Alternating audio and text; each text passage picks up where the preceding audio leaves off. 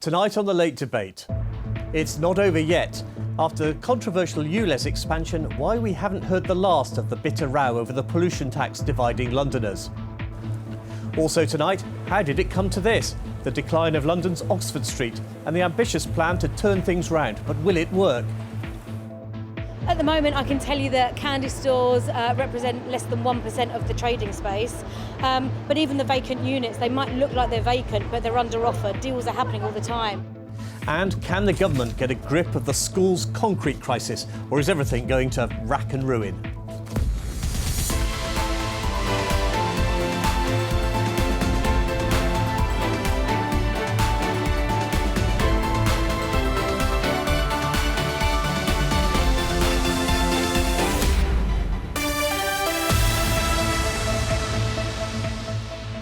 Hello and welcome to the Late Debate. We start tonight with the war of words over ULEZ. More than a week after the controversial pollution zone expanded, both sides are as far apart as ever.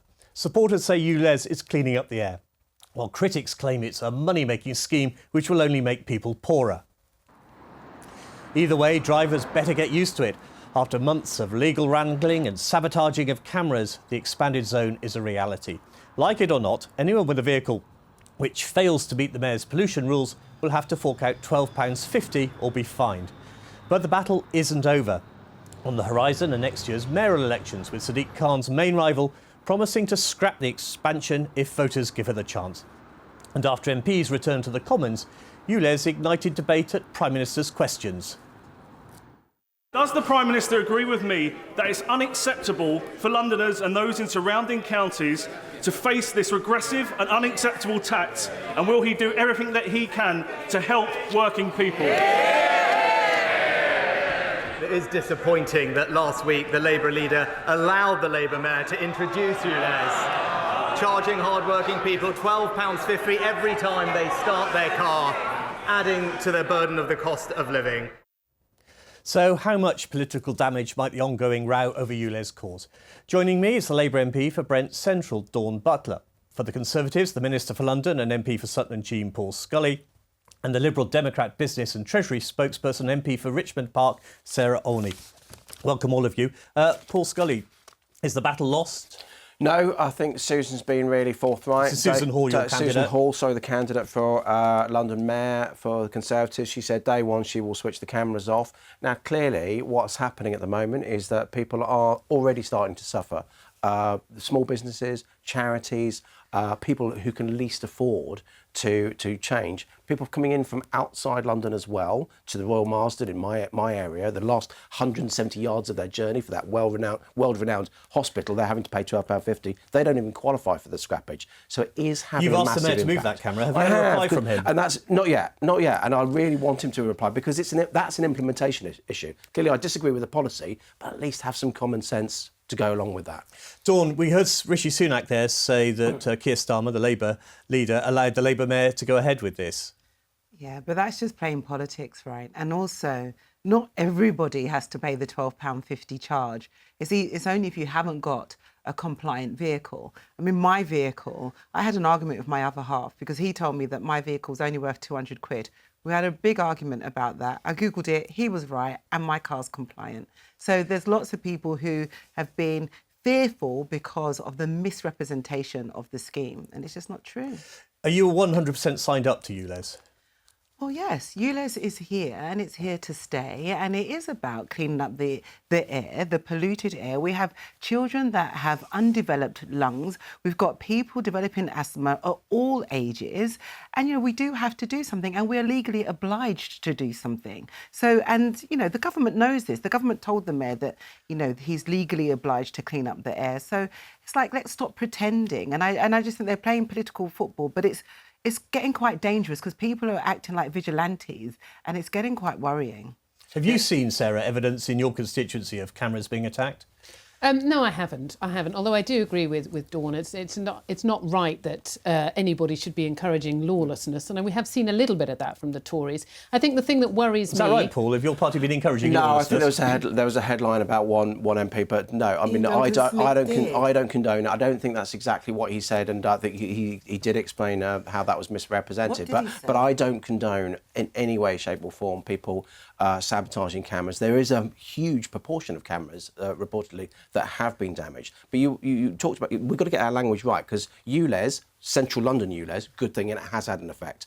The outer London, and when you go to the edge of London as it has now, the expansion, that has less effect. Sarah, that's your constituency now in ULEZ. Well, actually, because the original, there was a further expansion to the North and South Circular in 2021, and that took in about a third of my constituency at that time. And actually, that rollout went really well. But part of the reason people had time to prepare. And the other thing was the first time they breached, they got a letter telling them they breached, but not a fine the first time round. This time, people have not had long. They've only had 11 months from the point at which the mayor announced the expansion. It's far more people are caught in it. And I found out this week from the mayor's office, my Liberal Democrat colleagues on the London Assembly went to ask the mayor, because this wasn't clear, but you will get a fine the first time you breach. And I don't think that's fair, particularly for people who are coming in from outside of London, who haven't had all the information that Londoners have had. And I do think that the mayor should be lenient the first time people are coming in. And I think there are mixed messages coming. That feeds the narrative of it's about money, not about health, and that's a really dangerous thing to have. I just think it's for the really mayor. important that the implementation should be sympathetic to people's needs, and we should be bringing the community with us. There is absolutely a good case to be made for cleaning up the air, and why shouldn't outer London have clean air as much as inner London? Yeah, but it's just about bringing the community with you. Yeah, I mean, I think the mayor has said that, if people are charged, they will look at the appeals when people appeal. He's expanded the scrappage scheme so everybody can make an application for the scrappage scheme. So the mayor has been listening to make sure that... But people outside London still can't apply. Yeah, but the thing is, London's the only area that's implemented a clean air strategy that the government hasn't given any money to. All of the other areas the government has. And you think, why is the government punishing London? You're shaking your head, Why? Paul, but that is the case, isn't it? I mean, Bristol, Birmingham, Newcastle, they got some London is money. about They've all 3 got times money the from the size of the next government. European city, never mind the UK city. So you're talking about a city that's, about 25 miles across. You can't compare that geographical area with some of the other cities, because that's why I said that the original... That's why I said that the original ULEZ worked, and because it worked, because there are those options of public transport, and you can really work with that. When you get to places like Enfield, you're talking about open fields, you're talking about greenbelt, a massive greenbelt in Paul, Enfield. why not invest in the financial capital of the UK, London? Well, that has happened. Why not do that? Why is the government not doing that? Because that has happened in the City of London, in Canary Wharf, in the West End, which is the true financial capital of the UK. By the time you get out to the greenbelt of Enfield, and you get, Chase Farm is a farm. There is a farm there, and you've got all the roads around there. You South can't treat Circular, that Paul, like the same way as you can Battersea. there are parts of the South Circular which are now in it. That's very polluted. That's where Elikasi Deborah lived and died. Yeah, and that's why, as Sarah said, even Boris was looking at expanding. He was going to expand the ULEZ to there. Sadiq Khan accelerated that expansion. But he had supported that. It's just when you get out to places like Enfield, places like Sutton, At least Paul when you've got admits woodland that Boris around. Johnson was going to expand it. Oh, that was absolutely his. That was Sarah, his you thing. talked Sarah about Sadiq implementation and the fact accelerated that the mayor hasn't taken people with them. There is a confusion, isn't there, over whether people are being fined or getting warning letters. We learn that actually people will get letters tomorrow, but they are warning letters. But TfL won't actually say when the fines are going to come. I think that's the whole point. There's been a lot of, Dawn mentions the expansion of the scrappage scheme, but that was only announced very, very late in the day. And I think it's all of those sorts of things. I think, Liberal Democrats have always supported the ULEZ, and we support the expansion, but of course it's going to create disruption and expense. And I just think all the way along, the mayor could have done a lot more to understand how it's going to impact people and do his best to try and alleviate some of those issues earlier on. And certainly I think he could have given people more time to make the changes, and certainly he could have expanded the scrappage scheme a lot sooner than he did. Do you think Sadiq Khan has made himself a lot more unpopular? I think Sadiq Khan's known for doing what he feels is right and doing it with vigour. And I think the same goes to you, Les. I mean, at the end of the day, he stuck to his guns. He said, look, I'm doing this because children have stunted lungs and they are dying, and I'm going to do something about it because I am the Mayor of London. And he stuck to his guns. You think Sadiq Khan has been revealed as somebody else, don't you? By Absolutely. this? Look, this is a guy that I think people will now start looking. You'd say he's known for this, he's known for that. Actually, he's not known for building many houses or dealing with the wider transport issues, or actually tackling the fact that the Met Police and the Fire Brigade are both in special measures. This is the first thing that a lot of people are waking up and seeing Sadiq do.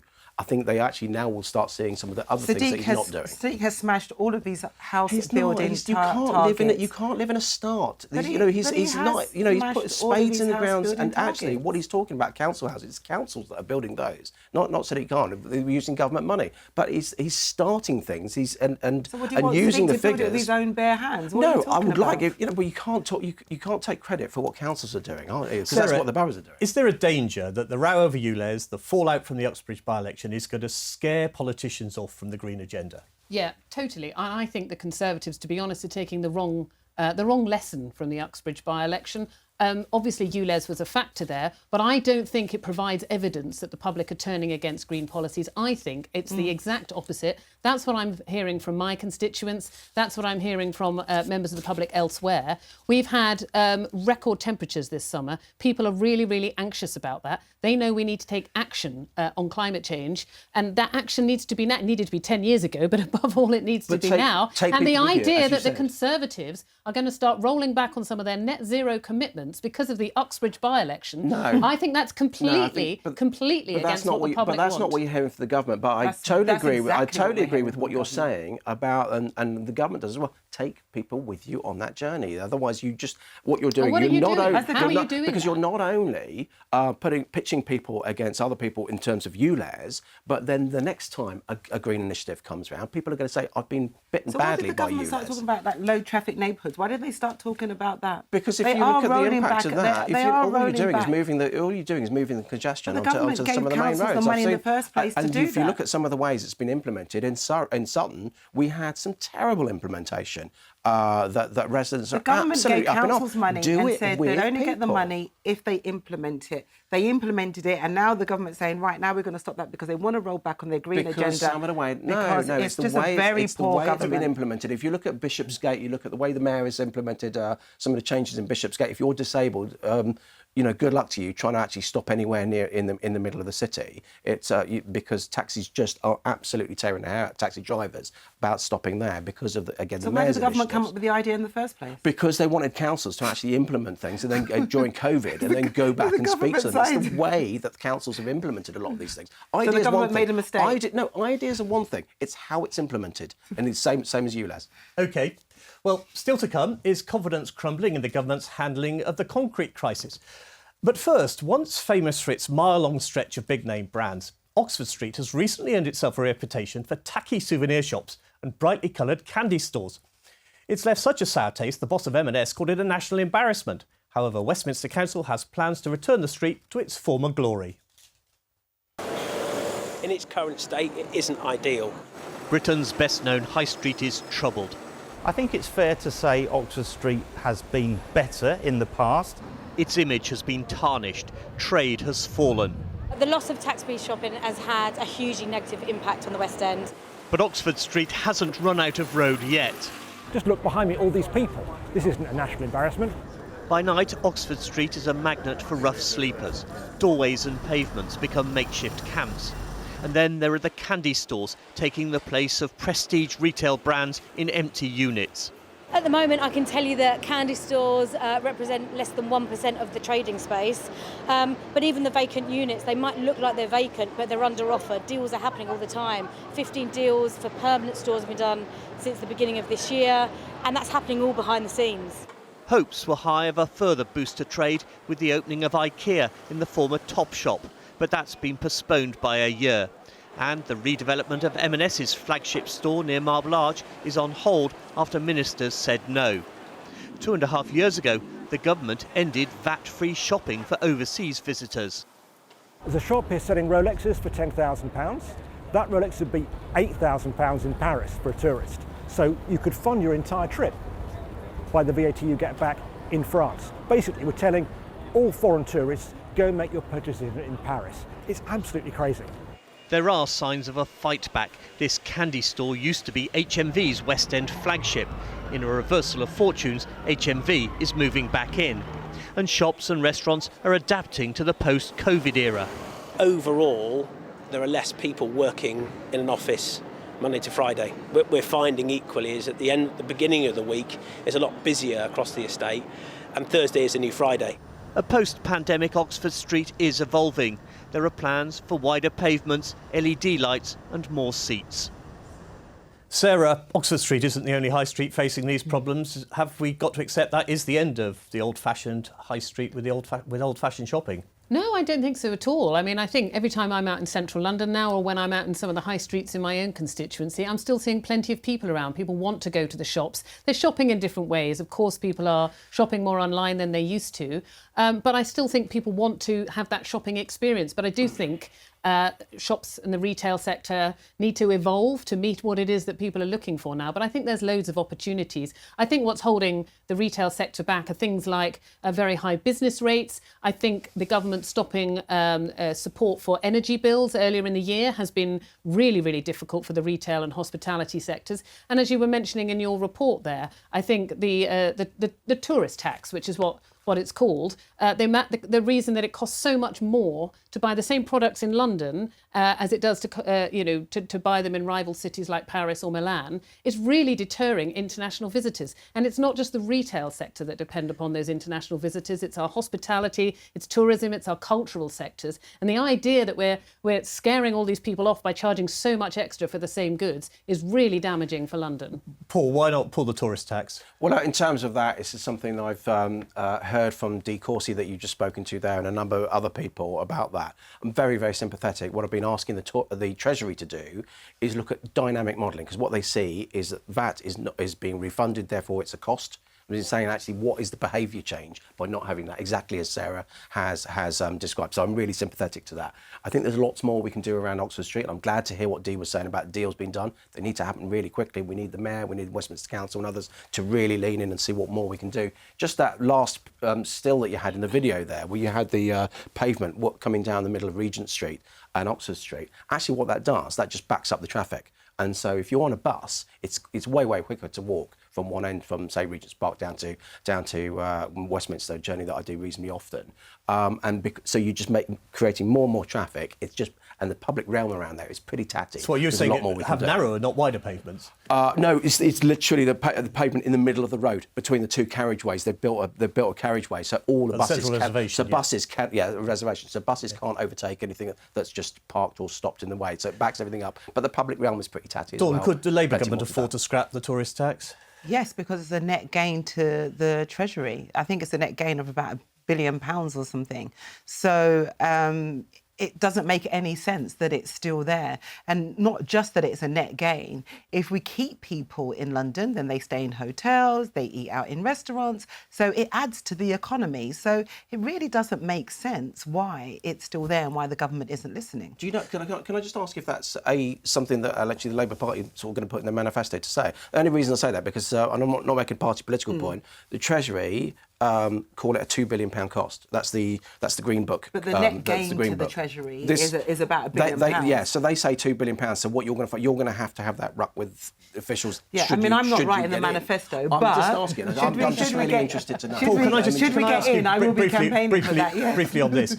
How much damage did Michael Gove do to Oxford Street by blocking the M&S development? I think actually I can see both sides of it because you clearly there's a lot of retail there that is past its day and what have you. But what you don't want to do is throw the baby out with the bathwater, and some of those fascias there. If you're going to rip it out and put an anonymous building in there, you're ruining some of the heritage. You're ruining some of the landscape there that actually brings people in itself as well as. But you do want modern retail and office space. Can I just say, is Labour run now, and they're trying to bring Oxford Street back to its glory? And what was interesting, actually, because you also showed IKEA, and that's a really good example of where they are doing work to a building, actually they sort of prettified the scaffolding, putting some decent hoarding there. It looks good rather than just bare-bone scaffolding that's Can we talk about the something concrete up. crisis in our schools? Has the government overreacted? I don't think so. I mean, if there is a genuine risk of schools collapsing or roofs falling in, how can you possibly allow children back into... I mean, there have been 2 incidences, I think both in Kent, of schools collapsing, one this summer and one a few years ago. And we were so lucky, I think. One happened on a Saturday, one happened in the school holidays. Can you imagine? So I don't think there's been an overreaction. It's obviously difficult for us to know the extent of the risk. But if there is a risk, then of course you can't allow children At the moment, in school. we know of around 18 to 20 schools in London. That's not very many, is it? Oh my goodness! If the ceiling fell in one school, that is one too many. At the end of the day, the government knew about this from 2018. RAC only has a lifespan of about 30 years. That is why the Building Schools for the Future programme was so important, because if that had been carried through and not scrapped by the coalition government, then there would have been no secondary schools that would have been on that list, because they would have all been rebuilt or they would have been refurbished. Well, that was pulled up. The Building Schools for the Future programme was pulled up by CABE, the Committee for the Built Environment, as a lot of, I think it was about half the schools at the time in 2006 when they provided their report, said they were architecturally inefficient and not good in terms of that long-term view. Building Schools for the Future, I was actually on the project board of one of the last Building Schools for the Future, and Ed Balls at the time was shoveling money out the door ahead of the election. We ended up with £40 million in the bank account, not knowing how quickly to spend it, but they wanted us to spend, whether we needed it or not.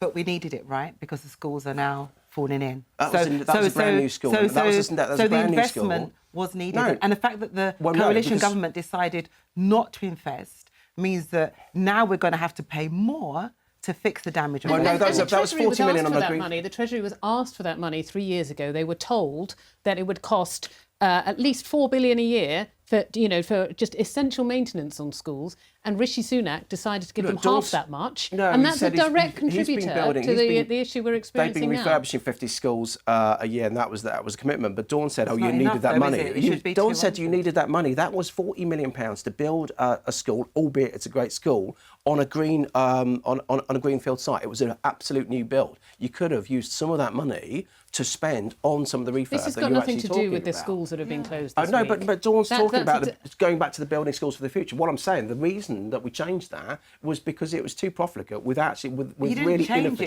inefficient outcomes. If you changed it, how many schools did we you have rebuild? been refurbing and rebuilding. We've done 534 since 2010. Well, there's another significant problem probably exposed here about whether we're building buildings that last long enough, but unfortunately we haven't got time to talk about that. Thank you very much indeed for coming in. That's all for tonight. Thank you to my guests, Dawn Butler, Paul Scully and Sarah Olney. We'll be back next month after the party conferences. Until then, good night and thank you very much for watching.